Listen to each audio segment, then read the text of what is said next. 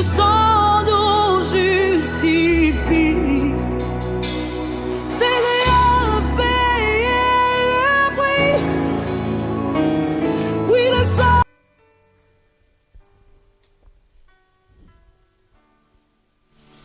Mon frère, ma soeur, à toi qui es déjà ici en ce lieu, au nom de Jésus-Christ, notre Sauveur et Seigneur,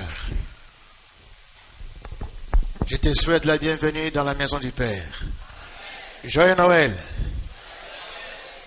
Joyeux Noël, mes frères bien-aimés. Alléluia.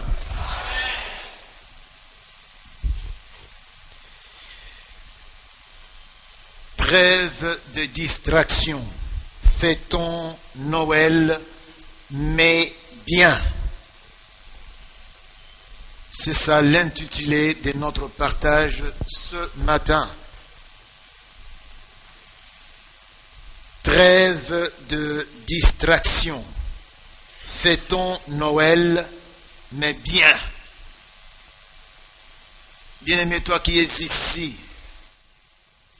qui ce matin t'es déplacé, tu es venu fêter Noël.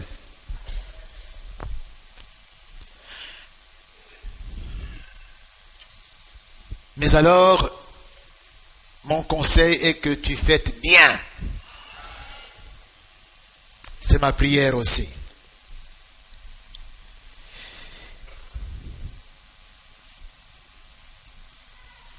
Nous allons ainsi lire le texte des Écritures dans Luc chapitre 2, versets 1 à 14.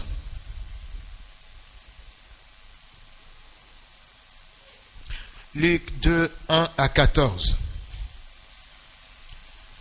Puis-je vous demander de vous mettre debout pour la lecture, pour ceux qui le peuvent.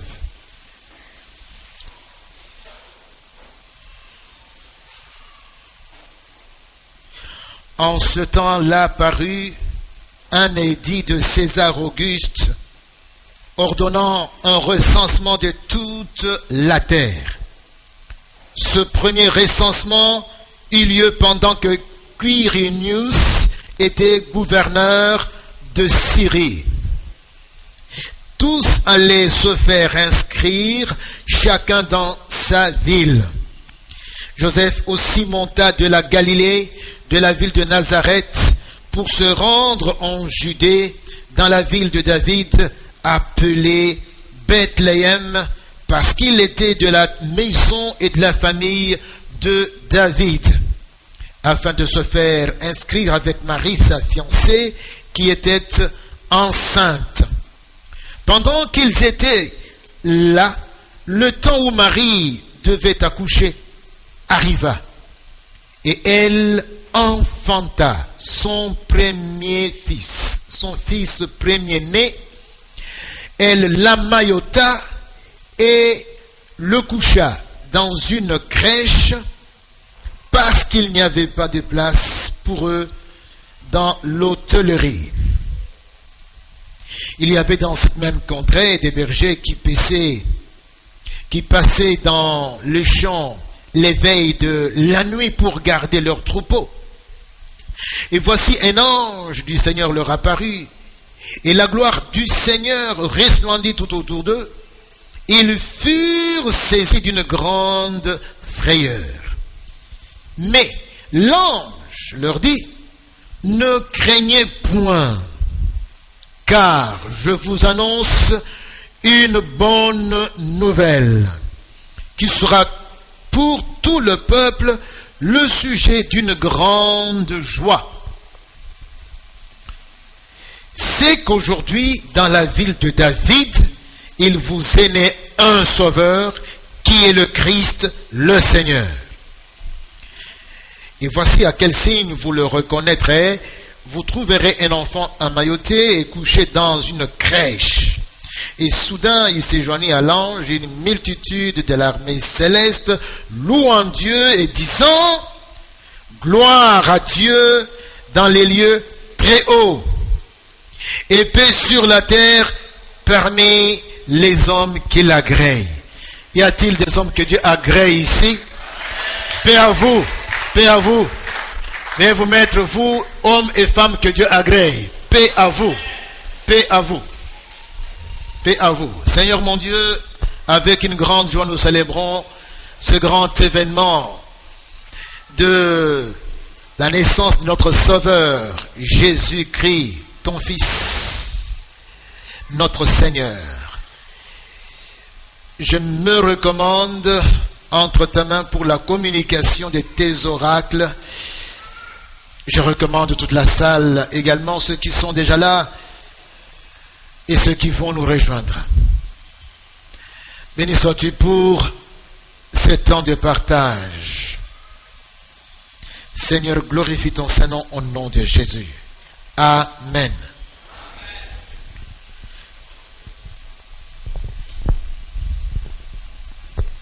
Faut-il fêter Noël ou ne faut-il pas fêter Noël? Nous avons ici un récit selon l'évangéliste Luc de la naissance du Seigneur. Luc retrace aussi les circonstances dans lesquelles le Seigneur était né. Et nous voyons que et les ciels et la terre étaient en tout cas concernés. Ce n'était pas un événement qui laissait le ciel indifférent. Et c'était pour nous qui sommes sur la terre. Le ciel était en fête. Vous avez entendu que l'ange qui a annoncé la nouvelle a été rejoint par une armée céleste avec laquelle ils se sont mis à louer et à magnifier Dieu. Et nous avons ici un cantique des anges qui nous est ici reproduit. Nous avons lu « Gloire à Dieu dans les lieux très hauts et paix sur la terre parmi les hommes qui l'agréent. » Donc si vous voulez en tout cas un jour chanter un cantique des anges, composer la musique avec ce chant. Et d'ailleurs tout à l'heure on a chanté un cantique des anges, on a chanté en latin. Mais c'est toujours ces paroles, Gloria, Gloria, Gloria, Gloria, in excelsis Deo.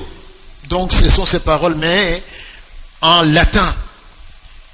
Est-ce qu'il y a quelqu'un qui, comme moi, a chanté le cantique des anges ici? Montre ta main et réjouis-toi avec moi. Que Dieu te bénisse.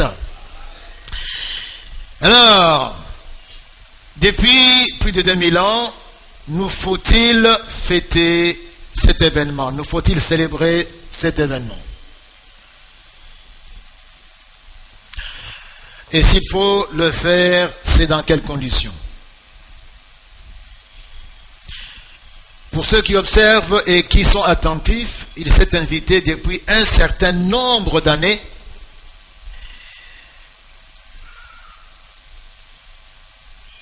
et même s'est installé dans les milieux des chrétiens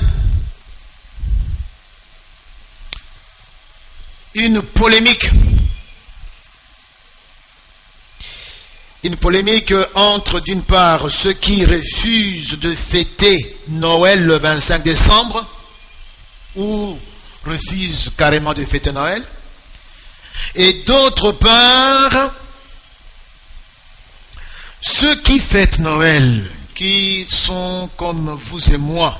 Il y a une polémique qui s'est invitée, qui s'est enracinée et qui a pris ses quartiers dans les milieux des chrétiens.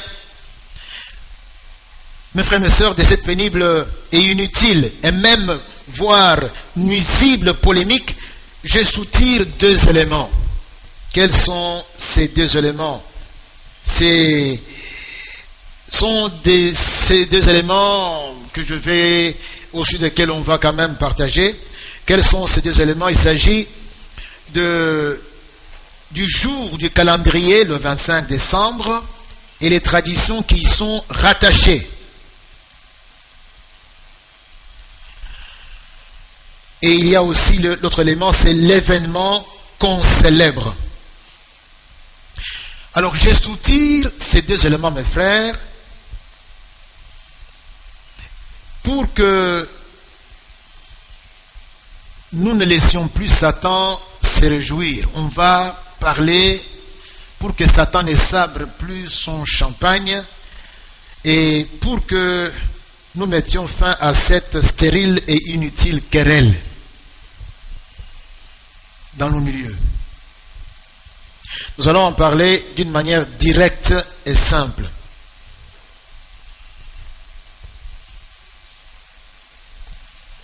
Alléluia.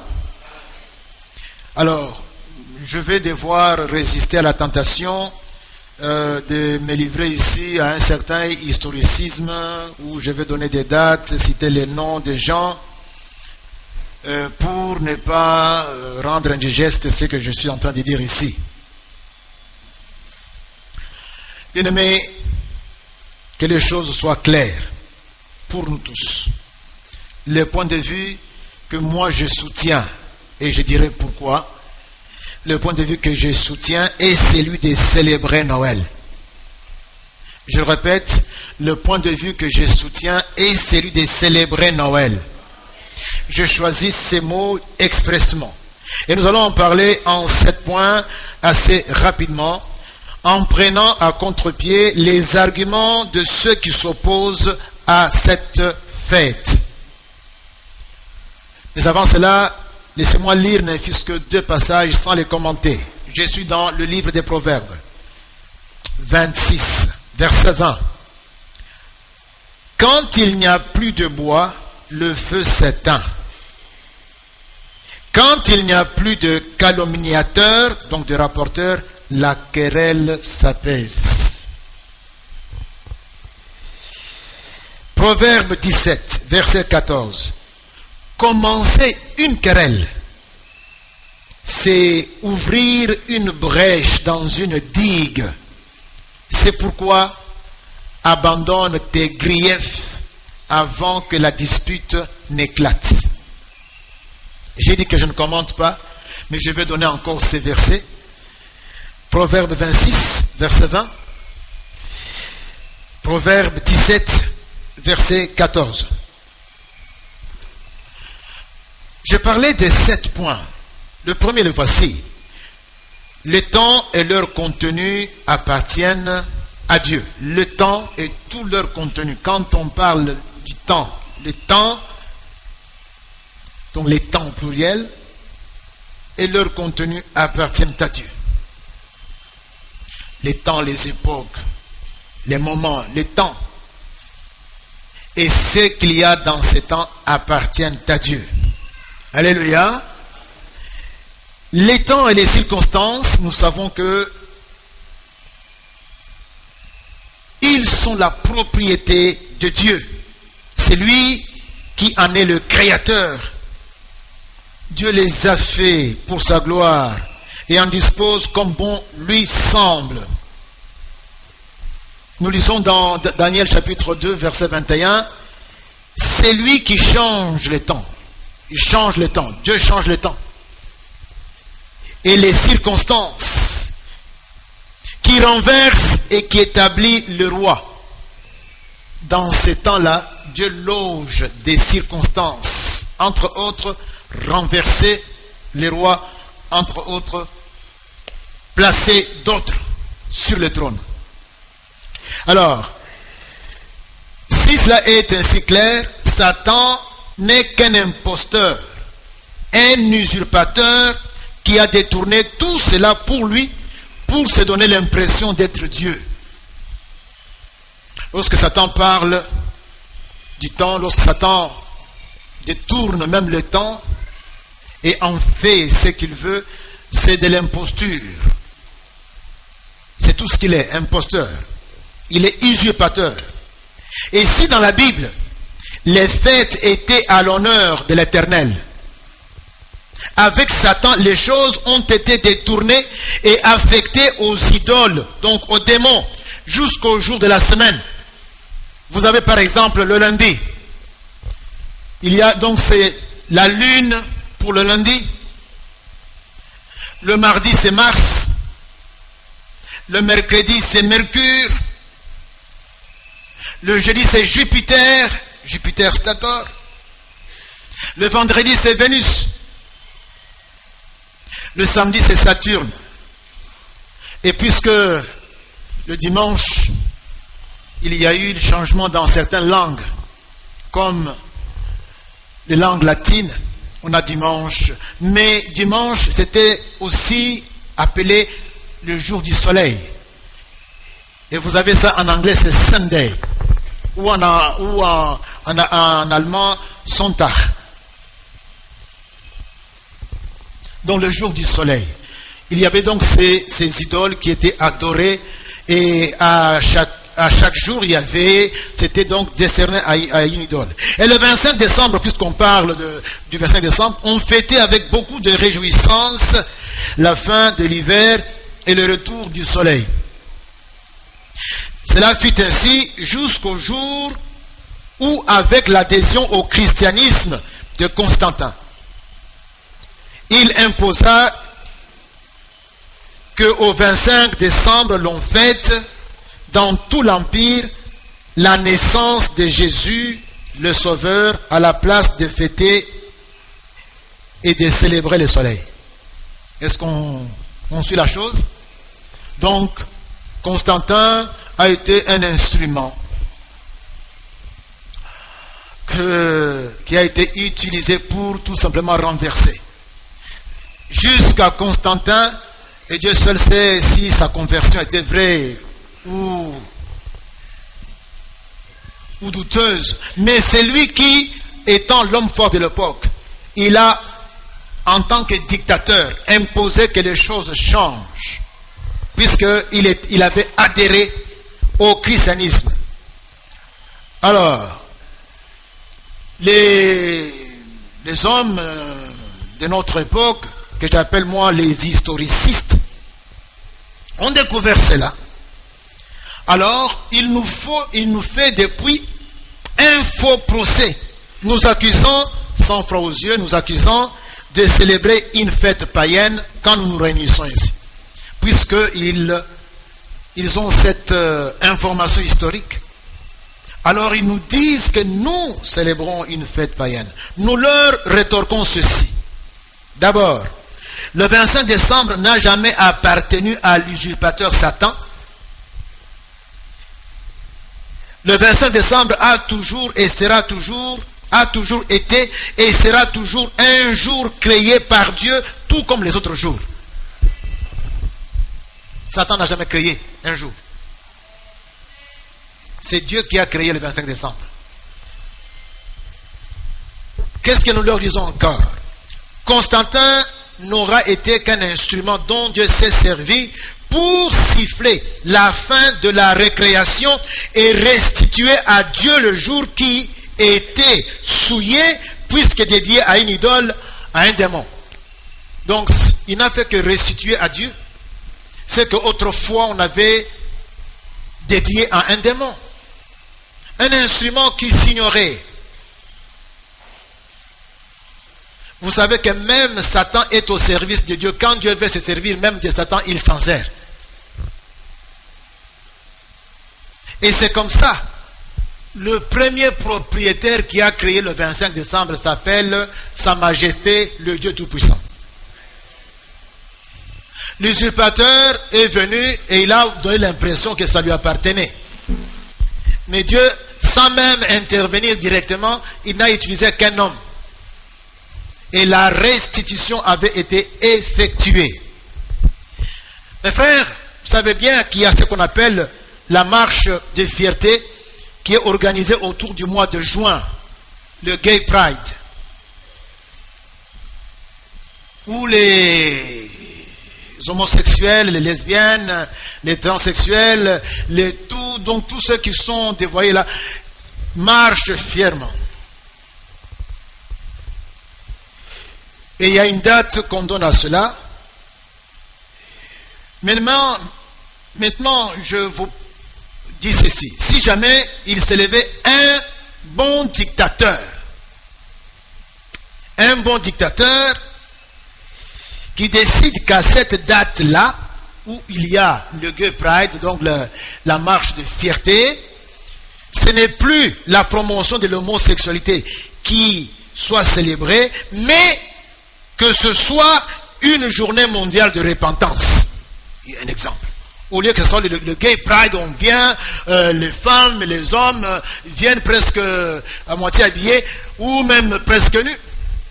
Il dit, ce jour, moi qui gouverne le monde, je décide que ce soit un jour de repentance, puisque je suis devenu chrétien. C'est un exemple. Hein? Alléluia. Est-ce qu'on va me faire un procès?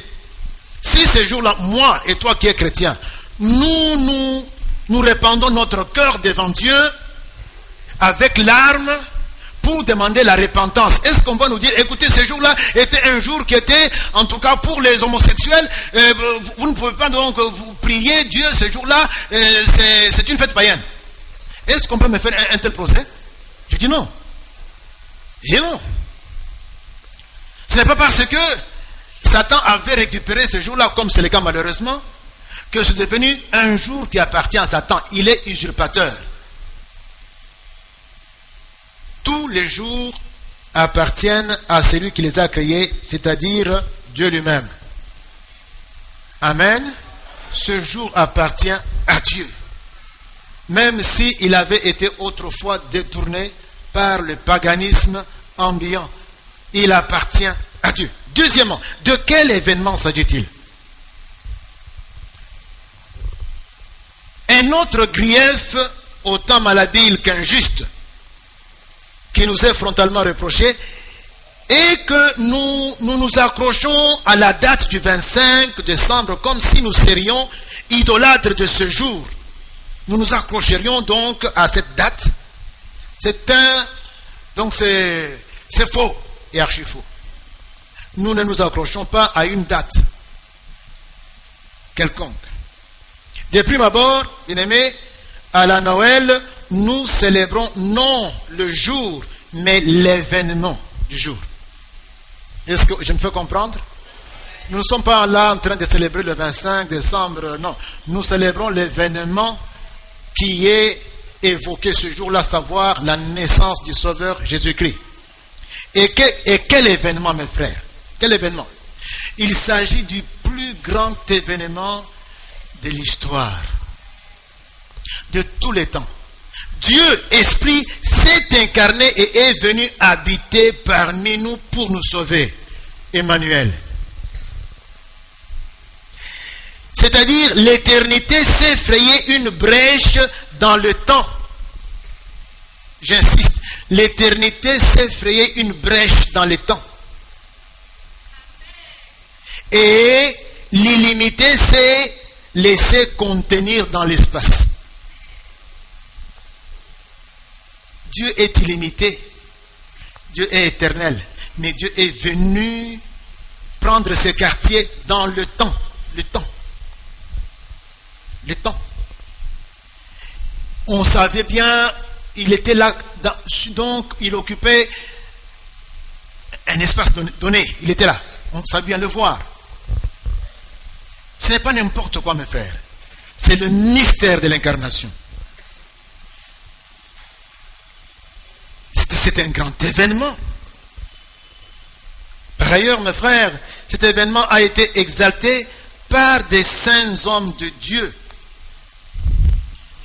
que Dieu avait suscité, des Zacharie, des Ésaïe, on peut même remonter plus haut, Moïse,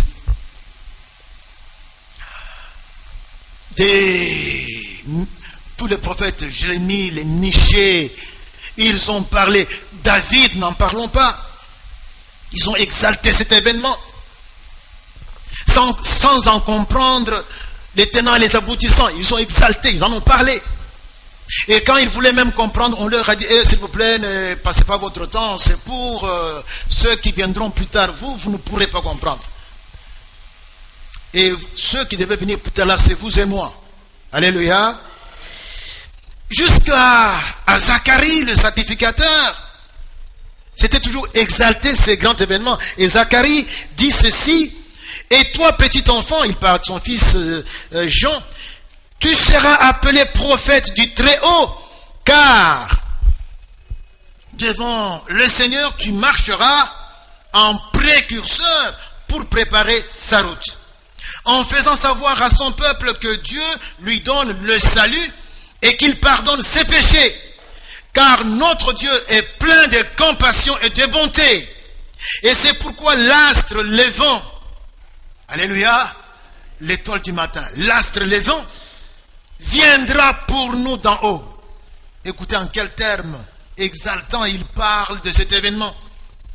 Car l'astre, et c'est pourquoi l'astre levant viendra pour nous d'en haut, pour éclairer tous ceux qui habitent dans les ténèbres et l'ombre de la mort, et pour guider nos pas sur la voie de la paix. Là, c'est quelques jours avant que cet astre ici puisse apparaître. Il s'agit de qui? De Jésus. Là, ce sont des hommes saints, des serviteurs de Dieu, qui sont mentionnés là et qui sont en train d'exalter cet événement. Cet événement a été salué et célébré à la naissance même du Seigneur. Alléluia. Nous avons ici lu que les anges, avec l'armée céleste, sans oublier les bergers, mais aussi un peu plus tard les mages, vont se retrouver en train de célébrer cet événement. Ils seront au chevet du petit enfant qui est né. Les mages vont venir de très loin. Les bergers vont être dépêchés par les anges. Et les anges eux-mêmes sont venus et chantent et célèbrent. C'est un grand événement. Ça ne laisse personne indifférent. Avant que ça n'arrive, des siècles avant, cet événement a été célébré. C'est comme quelqu'un qui communique dans une langue qu'il ne comprend pas. On lui dit, retiens ça. Comme quand nous étions petits, nous avions à réciter des textes que nous avions retenus, des récitations, mais qu'on comprenait à peine. Moi, certaines fables de La Fontaine, c'est quand j'ai grandi ici que je comprends.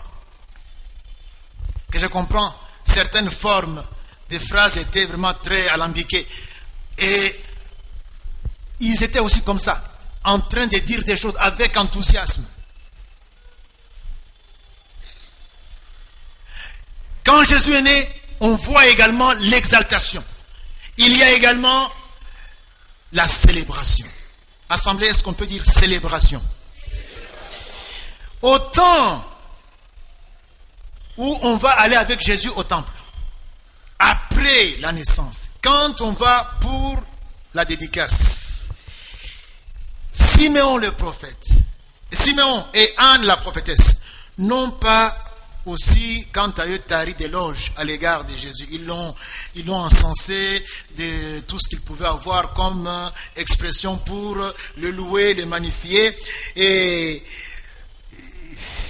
ils ont reconnu en lui le Messie. Et Simeon pouvait dire maintenant, Seigneur, tu peux reprendre ton serviteur. Mes yeux ont vu le Messie. Avant que Jésus ne soit né, plusieurs siècles avant, à la naissance de Jésus, après, on est en train d'exalter Jésus, de célébrer sa naissance. Et là, je ne voudrais pas que nous perdions de vue ceci. Avec le premier avènement de Jésus-Christ, c'est l'alliance des alliances, l'alliance par excellence qui s'accomplissait. L'alliance par excellence avec les hommes qui s'accomplissaient. Nous avons la connaissance de toutes les autres alliances, les alliances qui ont précédé l'alliance avec Adam, l'alliance adamique, l'alliance avec Noé, l'alliance avec Abraham, l'alliance avec Moïse, l'alliance avec David. Toutes ces alliances faisaient le focus sur l'alliance des alliances, la meilleure qui soit, et préparer celle-là. Et c'est Jésus qui vient pour concrétiser cette meilleure alliance dans laquelle maintenant nous sommes impliqués. Comprenez mes frères, c'est un grand événement. Un grand événement. Et toi, tu viens m'interdire que je ne célèbre pas ces grands événements. Pourquoi? Pourquoi tu m'interdis? Mes frères, j'ai choisi de célébrer cet événement le 25, un jour comme un autre. Le 25, c'est un jour comme un autre. un jour comme un autre. Je pose la question, qui es-tu pour vouloir m'empêcher de le faire en ce jour? Qui es-tu toi? Moi, j'ai choisi un jour. Et toi, tu es qui? Tout simplement parce que pour toi, ce jour appartiendrait à Satan. Moi, je ne crois pas que ce jour appartient à Satan.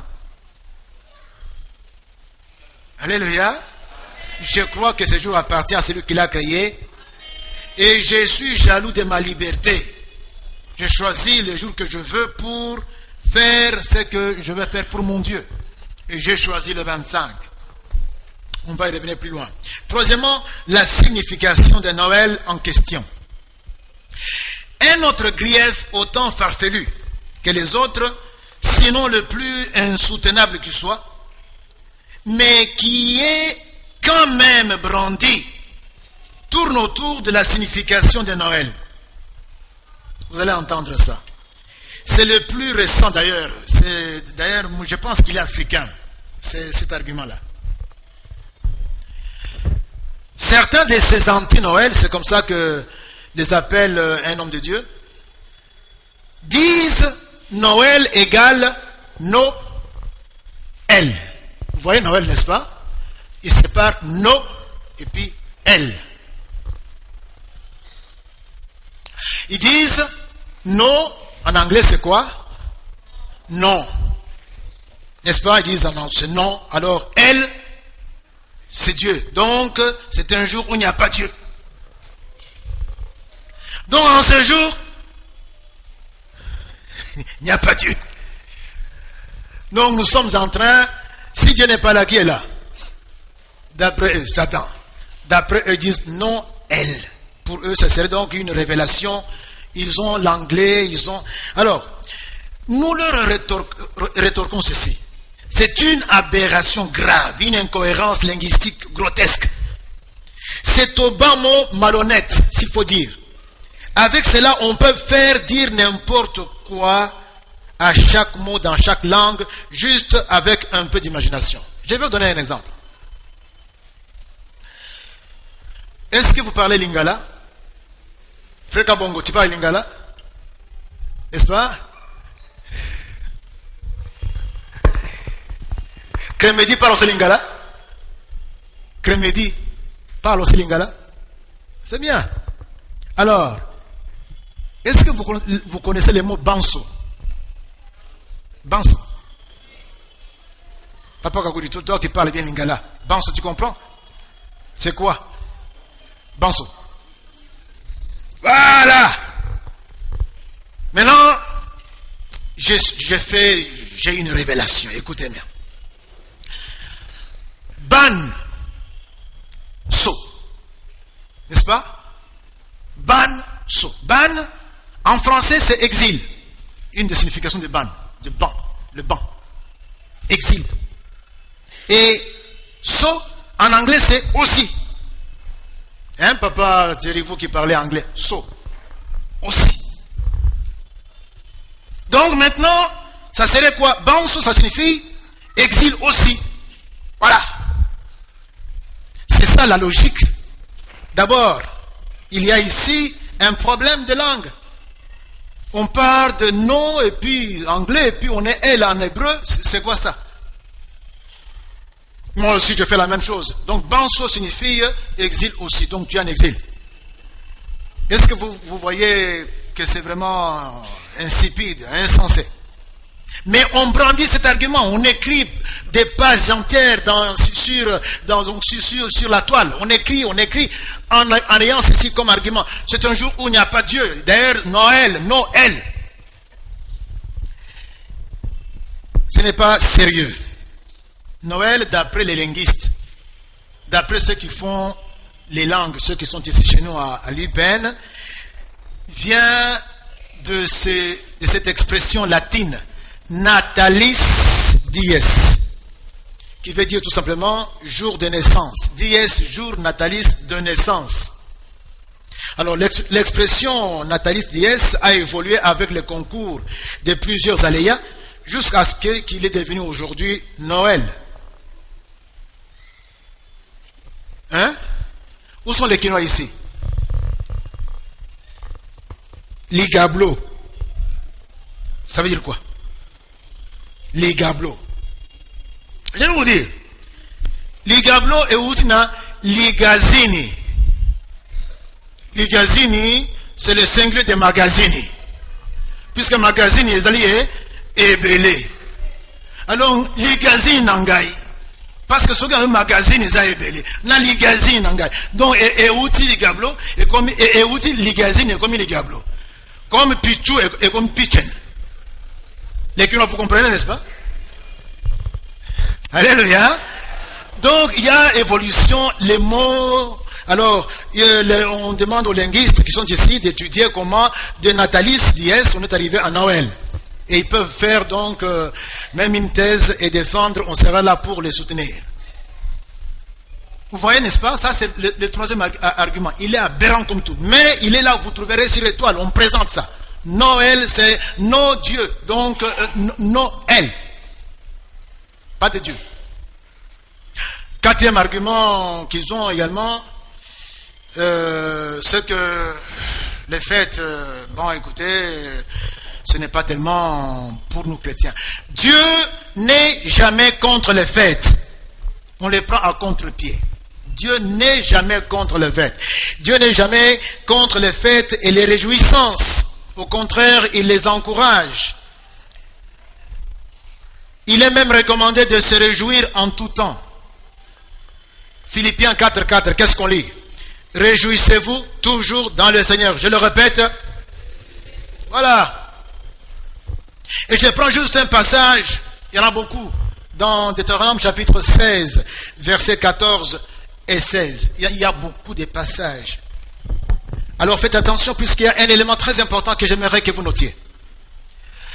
Tu te réjouiras à cette fête, toi, ton fils et ta fille, ton serviteur et ta servante, et le lévite, l'étranger, l'orphelin, et la veuve qui seront dans tes portes. Donc aujourd'hui, quand vous fêtez, vous voyez bien quels gens il faudrait avoir à vos côtés, vos fils, vos filles, mais aussi les lévites, l'étranger, l'orphelin, donc les 20 nu-pieds. Verset 16, donc ici, tu te réjouiras. Dieu dit ça.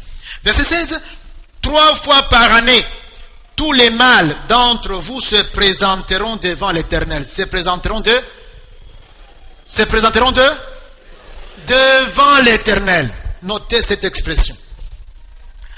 Dans le lieu qu'il choisira, à la fête de pain sans levain, à la fête de semaine, à la fête des tabernacles. On ne paraîtra point devant l'Éternel les mains vides. Mes frères, c'est une bonne chose de fêter, et même de fêter Noël. Mais il faut fêter devant l'Éternel. Ah oui, hein? Ah oui. Nous devons fêter comme nous le faisons là, et même dans nos maisons, devant l'Éternel. Ce n'est pas ce que vous avez entendu. Noël, Noël, papa, Noël, Noël. Donc celui qui dit Noël est déjà dans un état second. Ça, ce n'est pas devant l'Éternel. Et en fêtant sans oublier les pauvres, sans oublier les démunis. Assemblée, est-ce que nous sommes ensemble?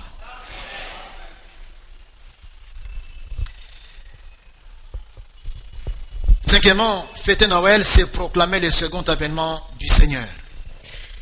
Nous sommes forts là. Dieu fait des choses merveilleusement.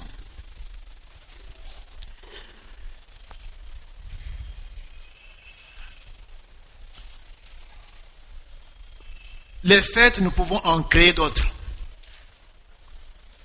Mais ce que Dieu veut est que nous nous réjouissions, mais devant lui. Alléluia. Mais pour ce qui concerne la fête de Noël, quand nous fêtons Noël, on va le voir, c'est proclamer le second avènement du Seigneur. Je pose la question de l'Assemblée. Quand est-ce que le premier avènement du Seigneur a eu lieu? C'est quand? À haute voix. Quand est-ce que le premier avènement du Seigneur, puisqu'on parle maintenant d'annoncer le second, quand est-ce que le premier a eu lieu? Tu veux dire à quel moment? Ce n'est pas donc la date, c'est juste me dire à sa naissance. Quand il est né, c'était le premier avènement. Et depuis, nous savons qu'il y aura un second avènement, n'est-ce pas? Alors, bien fêter Noël, c'est-à-dire devant Dieu, nous rappellera, olingate, que nous sommes en sursis entre le premier avènement et le deuxième. Inévitablement. Quand tu fêtes devant Dieu Noël, ça te rappelle que celui que tu es en train de célébrer, dont tu célèbres la naissance, a accompli sa mission. À sa mort à la croix de Golgotha, il a été enterré, il est ressuscité des morts, et il est monté au ciel, nous préparer une place. Bientôt, il revient comme juge pour nous chercher. Donc, quand nous sommes ici en train de fêter Noël, cet élément ne peut pas nous échapper. Faites attention, mes frères, célébrons Noël devant Dieu et nous serons toujours en présence, donc en tandem entre le premier avènement et le second avènement. Et quand on a devant nous le tableau de tout ce qui est décrit concernant le second avènement, eh bien nous devons nous mettre en rang en nous mettant, en nous conduisant de façon telle que notre vie soit tout simplement la préparation pour aller au ciel. C'est important, mes frères. Très important. Si je dis que le seul message de la Bible, c'est Jésus. Le sujet de la Bible, c'est Jésus. Êtes-vous d'accord avec moi? Par conséquent, notre vie doit être aussi Jésus. Ça veut dire que dans l'Ancien Testament, on a annoncé Jésus. On a préparé l'avènement. Alléluia. On a annoncé le sacrifice que Jésus devait accomplir. Quand Jésus vient, qu'est-ce qu'il fait? Il accomplit le sacrifice. Il accomplit. Et Dieu est satisfait. Maintenant, vous et moi, qu'est-ce qu'on va faire? On ne va pas préparer le sacrifice. Non. On va rappeler le sacrifice de Jésus. On va vivre de sorte que chaque fois qu'on nous voit vivre, parler, on se rappelle Jésus-Christ qui est mort et qui est ressuscité. Donc, il n'y a pas que la Bible dont le sujet principal et unique est Jésus, mais en dehors de la Bible, notre vie doit être Jésus.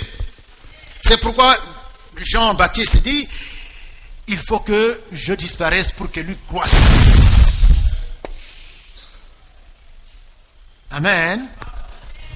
Et quand nous sommes en train de célébrer Noël, c'est cela.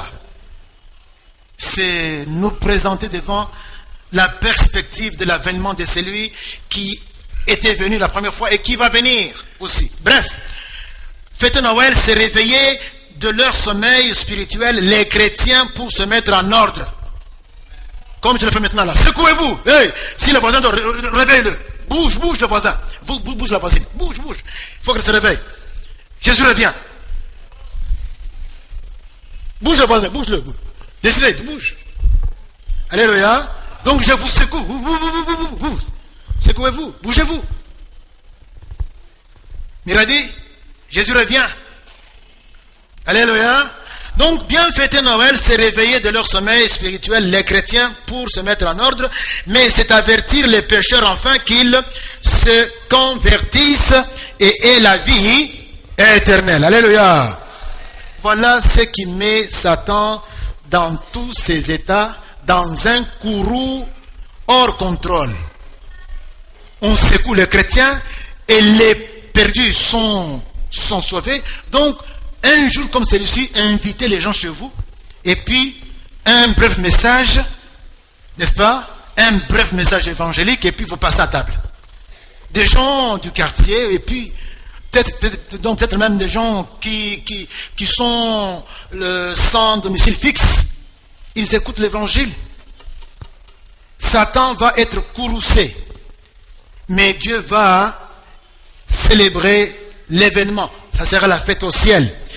C'est par jalousie, mes frères, que Satan recourt à la stratégie de semer des querelles autour de cette fête de Noël dans les milieux chrétiens. C'est pour que nous soyons distraits entre nous chrétiens. On se querelle, puisque c'est nous chrétiens. Il n'y a que les chrétiens qui en parlent. Les uns sont anti-Noël, les autres sont pro-Noël. Alors là, Satan est très content de voir que sur la toile, on écrit, et puis et même on s'injurie, tu es encore païen, tu ne comprends pas ce que tu fais. Nous, chrétiens, distraction. Au lieu que nous puissions saisir l'occasion ici pour qu'on annonce Christ qui doit venir, alors on est en train de nous injurier, et puis de calomnier, de parler en mal, même des autres. Distraction. Et Satan se frotte les mains. Il voit que c'est vraiment ce qu'il cherchait. Quelqu'un dit Amen. 6. Mais à quelque chose, malheur est bon. Assemblée, est-ce qu'on peut répéter après moi? À quelque chose, malheur est bon. Encore plus fort. Parce que grâce à tous ces assauts répétitifs de Satan, nous nous sommes réveillés. Nous sommes d'abord remis en question. Nous tous. Nous qui sommes les pro-Noël là. On dit, mais prenons d'abord les arguments là. Qu'est-ce qu'ils disent? On les a lus l'un après l'autre. C'est ce qui nous a conduit à exposer à l'épreuve de l'écriture tout ce qui nous était reproché.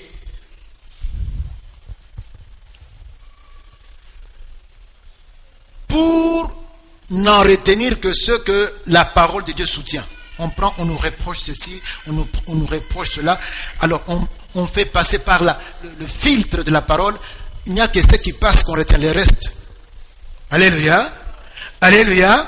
Parce que mes frères, ce qu'on faisait, on ne faisait pas attention. Mais c'est quand on commence à nous canarder frontalement que alors nous ressaisissons. À quelque chose, malheur est bon. Alors on prend nos Bibles, on commence à faire comme les Juifs de Béret. Ensuite, plusieurs autres griefs qui étaient égrenés contre ceux qui fêtent Noël portaient sur les accessoires traditionnels, les débordements et les folklores qui se sont trouvés une place dans le décor au point où ils ont volé même la vedette à l'événement principal qu'on était censé célébrer. Donc il y a eu le folklore, il y a eu les traditions, il y a eu toutes sortes de pratiques. Et cela nous accaparait. Le Père Noël nous accaparait, l'affairisme nous accaparait, la crèche. Bon, on se retrouvait là. Donc on peut citer par exemple la crèche de Noël. Le sapin, comme j'en ai vu ici quelque part. Les fêtes irréfléchies.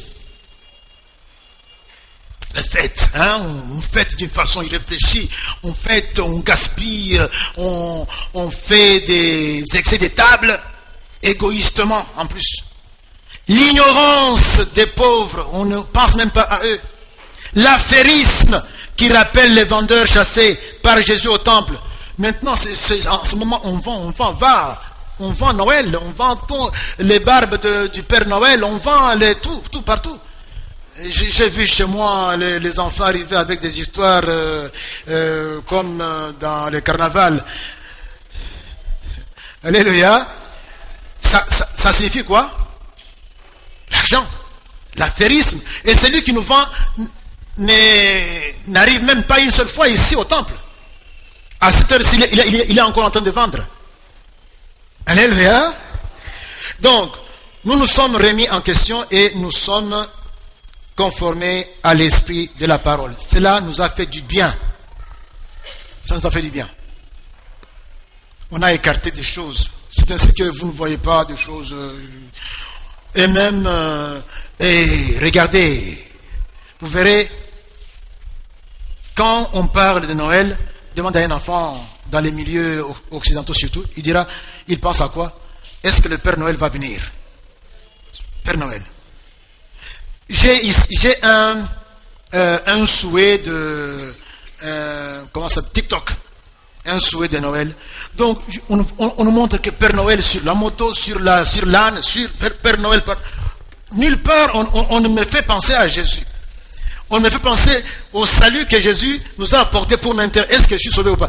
Père Noël, Père Noël. Donc il a pris la place centrale, pas de Jésus.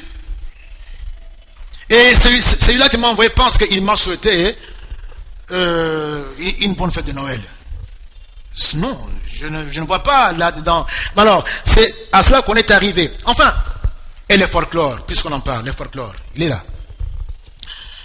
Non, tout folklore n'est pas forcément diabolique. Alléluia.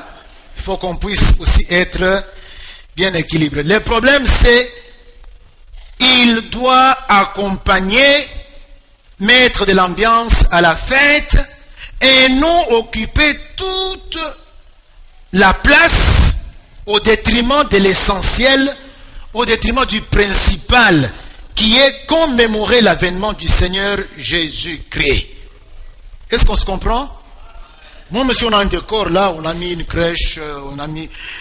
D'accord, bon, même un Père Noël vient amuser les enfants, tout ça, etc. Mais nous sommes là tout à fait focus sur le principal. Nous sommes au culte ici, on partage, et quand nous allons à la maison, on partage également sur Jésus. Nous fêtons devant Dieu ce que nous avons, nos matembélés. C'est devant Dieu qu'on les prend, et on ne les prend pas seuls. On pense à celui qui n'en a pas chez lui, et on l'invite. Dans cette église, il y a des étudiants qui sont ici, leurs parents ne sont pas ici, ils louent dans des maisonnettes ici. Bah, vous en prenez un, vous l'invitez chez vous. Lui, quand il va manger la chukwang avec la sardine, c'est là l'argent. Mais il peut aussi manger quelque chose de différent si tu le prends. Tous les folklores, disais-je, n'est pas forcément diabolique. Et j'ai dit, c'est qu'il faut éviter. Prenons le cas, le Père Noël, qui est, je l'ai dit ici, plus important que Jésus. Tu vas maintenant ici, tu trouveras les Indo-Pakistanais sont en train de vendre les choses de Noël. Ils ont mis la musique de la naissance de Jésus. Eux-mêmes, ils sont coiffés en musulmans. L'affairisme. Il y a des gens qui, pour les affaires, ont séché le culte aujourd'hui. Ou quelqu'un qui prépare la fête de Noël, il n'est pas venu ici aujourd'hui. Est-ce que vous comprenez? Il n'est pas venu aujourd'hui. Il y en a qui ont fêté la nuit et qui ont fait tous les bruits là. Ils sont fatigués, ils dorment maintenant.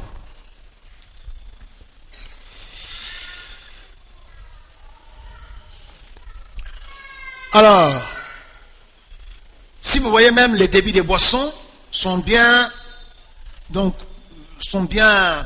fréquentés et les affaires tournent bien, les gens se boivent parce qu'il y a Noël. Et on a la crèche là, et on va se prosterner. Oui, je ne vous raconte pas des choses. On va se prosterner devant qui? Petit Jésus. Et le petit Jésus, c'est cette statue-là. Et devant sa mère Marie, devant Joseph. Dis, c'est quoi ça encore? Voilà. Ça vole la vedette à Jésus. Ça vole la vedette à l'événement qu'on célèbre. Quelqu'un m'entend? Et on vient même avec son argent, on dépose devant les petits Jésus. Et on a l'impression qu'on a posé un acte pieux.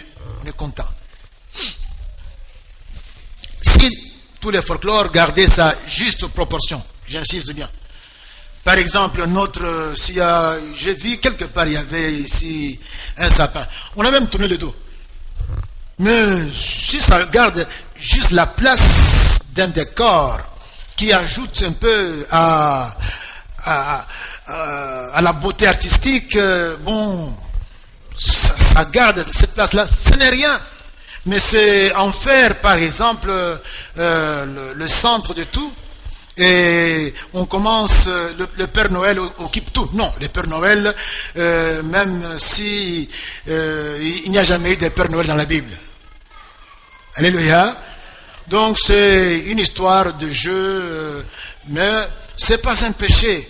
Mais il faut faire attention, ça occupe. Et ta fête occupe plus de place. Ta réjouissance occupe plus de place que l'événement. Alors, il faut faire attention.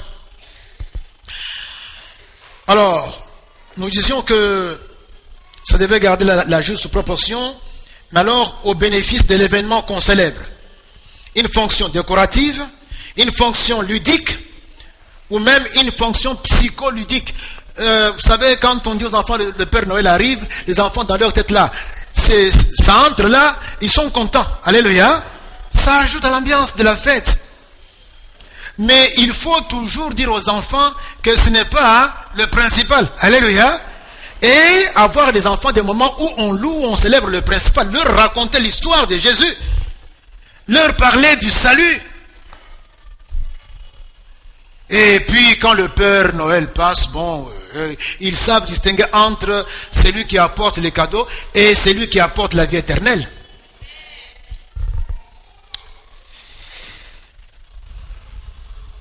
Donc si on fait ce distinguo-là, il n'y aurait pas péril en la demeure. Or, ce que nous vivons et voyons donne de plus en plus raison aux anti-Noël. Tout se focalise sur l'accessoire au détriment du principal. Nous devons nous ressaisir. Mes frères, je vais conclure. On ne doit pas laisser les anges seuls célébrer la naissance du Sauveur. Nous aussi, nous sommes là, nous avons des bouches pour louer le Seigneur, pour célébrer le Seigneur. Nous avons la vie que nous devons lui consacrer. Les anges ont fait leur part et continuent à le faire. Les prophètes et les autres ont fait leur part, ils sont partis. Siméon, Anne, au temple, ils ont fait. Maintenant que le Seigneur a accompli son sacrifice pour nous, parce que ce qui était écrit, c'est nous qui les comprenons et qui devons le vivre. Pour nous, mes frères, fêter Noël, célébrer Noël comme il se doit, célébrer la naissance du Seigneur Jésus-Christ comme il se doit, peut se faire n'importe quel jour de l'année. N'importe quel jour de l'année. Blessing, Ngemewa. N'importe quel jour. Et dit, parce qu'il y a, tu choisis, à supposer que nous ici à la PPUPN, avec les anciens, avec l'assemblée paroissiale, on se dit, on fêtera Noël tel jour, le 2 février. Nous sommes libres. C'est un jour comme un autre. Vous savez, Dieu fait des choses expressément.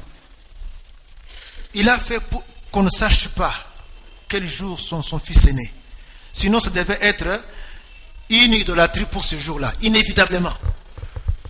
C'est comme il a fait aussi, par exemple, qu'on ne sache pas où sont partis, où est partie la caisse sacrée là. Le coffre sacré. On ne sait pas. Sinon, on devrait toujours être là pour adorer ça d'une façon ou d'une autre. Dieu fait bien des choses. C'est comme ça aussi que nous ne savons pas quand est-ce que il revient. C'est fait exprès. Il sait bien qu'on aurait voulu savoir ça. Sinon, on allait se focaliser seulement sur ce jour. Non. On doit se focaliser sur ce que nous devons faire en Jésus-Christ. Est-ce qu'on se comprend là? Oui. Dieu a fait ça exprès. Et même comment les choses vont se suivre. Comment Jésus va revenir. Est-ce qu'on va avoir la tribulation? Est-ce qu'on va avoir les 1000 jours littéralement? Ou bien c'est allégorique? On ne sait pas. Mais ce qu'on sait, c'est ce qui nous sauve. Croire en Jésus et suivre Jésus. Le reste, on peut ne pas savoir. Bah, écoute, Jésus est né quand? Bon, on ne sait pas. On n'en meurt pas. La vie éternelle, tu l'as et tu l'as. Alléluia. Alors, mais c'est aussi mon droit à moi, tout comme à toi, de fêter ce grand événement de notre salut le 25 décembre, qui est l'un des 365 ou 366 jours de l'année. C'est mon droit aussi. Et tant que ici à l'église, nous ne nous sommes pas accordés de fêter un autre jour, on fêtera le 25 décembre. Tant qu'on ne voit pas pourquoi il faut changer. Alléluia. Alléluia. Notez que le 25 décembre est un jour comme le 1er janvier, un jour comme le 2 juin, un jour comme le 5 mars. Un jour. Mais nous fêtons cet événement. L'origine du mot Noël serait l'expression nominale, donc Natalis Dies, et signifie jour de naissance. Faisons attention et distinguons toujours entre l'essentiel et l'accessoire pour ne pas nous laisser distraire. C'est aussi une stratégie du diable. L'accessoire nous accapare et nous laisse oublier l'essentiel. Attention encore à la stratégie du diable de faire quereller les chrétiens. Le diable s'en sert pour diviser les chrétiens et pour empêcher que le Christ soit prêché. Quand les chrétiens se querellent, on ne prêche plus. Et même si on prie, notre prière n'est plus écoutée, ça devient un blasphème devant Dieu. Quand on se querelle, on n'a pas la puissance spirituelle. Quand on se querelle, on ne se soude plus.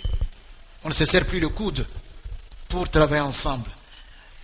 Et c'est ce que Satan recherche. Je voudrais, mon frère, lire, pour terminer, sans commenter ces deux passages. Nous tous, c'est Philippiens chapitre 3, verset 15. Nous tous qui sommes spirituellement adultes, c'est cette pensée qui doit nous diriger. Et si sur un point quelconque, vous pensez différemment, Dieu vous éclairera aussi là-dessus. Seulement, au point où nous sommes parvenus là, continuons à marcher ensemble dans la même direction. Et non, tout cas, anti-Noël, pro-Noël, c'est quoi ça? Noël, est-ce que, donc la date du Noël et de Noël, est-ce que ça sauve? Qu'est-ce qui sauve?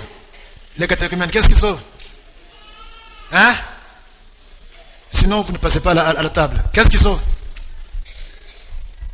Hein? Ben oui, il ne faut pas dire ça avec contre Simeon. Oui, la foi au Seigneur. Amen.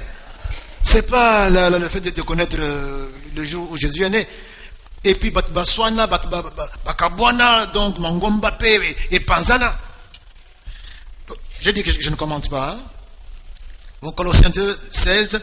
C'est pourquoi ne vous laissez juger par personne à propos de ce que vous mangez ou de ce que vous buvez ou au sujet de l'observance des jours de fête. Hein, maman Esther? Donc, parce que vous allez observer, mon colorité. Tu choisis quand tu veux et puis au célébrer. Même si tu me dis, pasteur, pour l'angaï, le 25, en tout cas, l'imisangaï. Libre à toi, mais nous sommes frères et sœurs. Alléluia.